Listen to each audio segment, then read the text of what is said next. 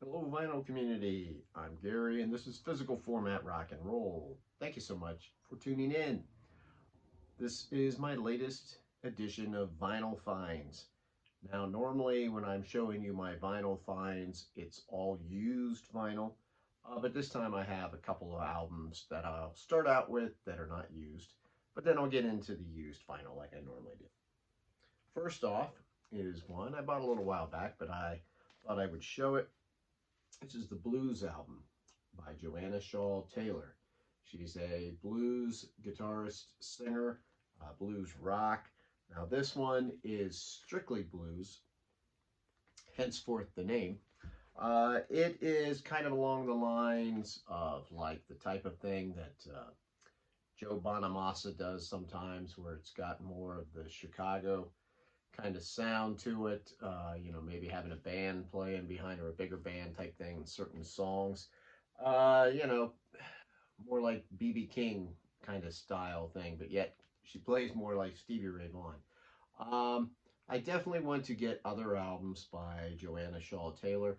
I like this one, but I want more of the blues rock type feel from her. So probably I'd be better off with one of the other albums. Not that I don't like this, I just got to be kind of in the mood for it.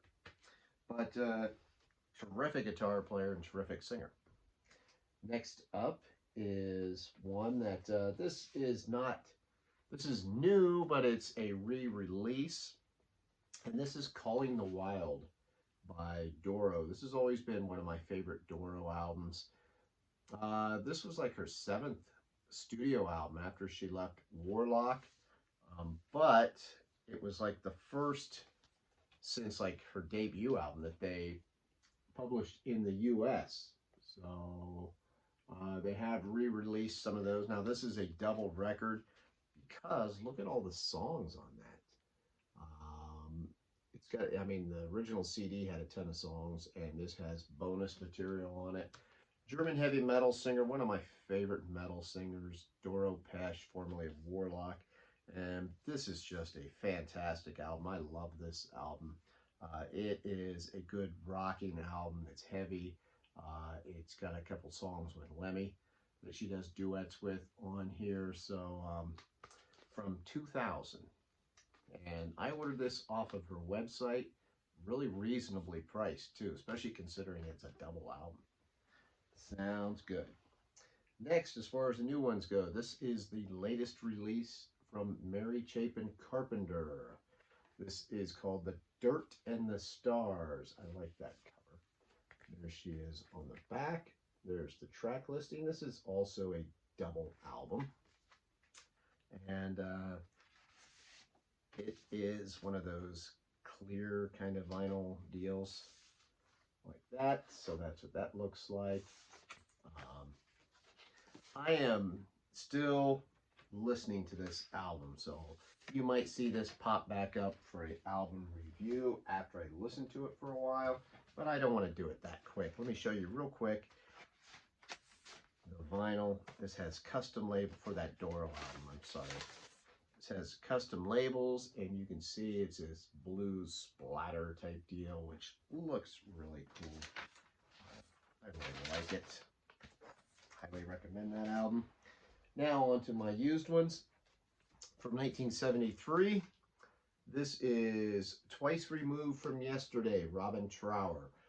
I know half of you watching out there probably already have this album. It's not that hard to find. Pretty cheap album, decent shape. Not his best, but like any Robin Trower album, it's got some good stuff on there. Next up, from 1982, another one that's not that uncommon, but I found this one in really good shape. Worlds Apart by Saga. And this is in really nice shape. It is on portrait vinyl, or the label portrait. And I haven't had a chance to listen to this one yet, to be honest with you. So, I don't really know much by Saga. So I'm looking forward to listening to that. Now here's a band that I do know, and I know you know. This is Mirrors by Blue Oyster Cult. This is from 1979. I won't take it out of there, but you can see it also has a custom label on there. This is in really nice shape. This is, I think, the first album that they did that Sandy Pearlman wasn't working on with them. They had Tom Weirman. I think that's how you pronounce his name. He produced it. It's a little more slick sounding than the previous albums, and it was, I think, the only one that he produced by him. I still like it. Not my favorite Blue Oyster Cult album, but definitely has some good songs on there worth picking up. Next one is Grab It for a Second by Golden Earring. MCA Records, and you know what? This is like from 1978, I believe. I don't know anything off of this album. Kind of took a chance on that. Listened to it once so far. I like it. Golden Earring, kind of a cool band. Don't know a whole lot by them.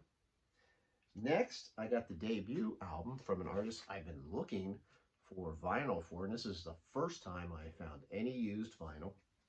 And this is Patty Loveless. This is her debut album. This came out in 1987.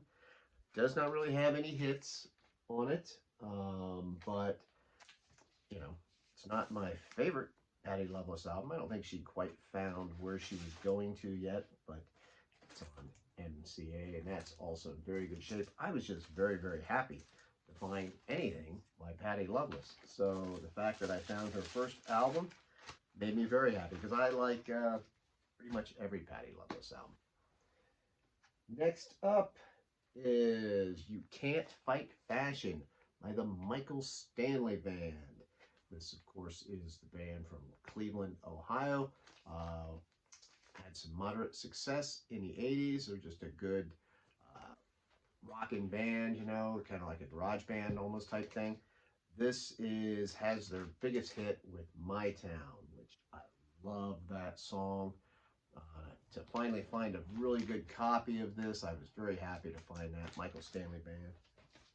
And then finally, my last one I will show is the one I was probably most excited for, and that is Outlandos de Amor, the debut album from the Police. I'm sure many of you know some of those early Police records, man. It is not easy to find good copies of those albums. I still need to get Regatta de Blanc, but now I have this. You can see, you guys know this album, right? This is classic. Very excited. I love the Police, and I will have all their albums on vinyl eventually. I'm very, very close.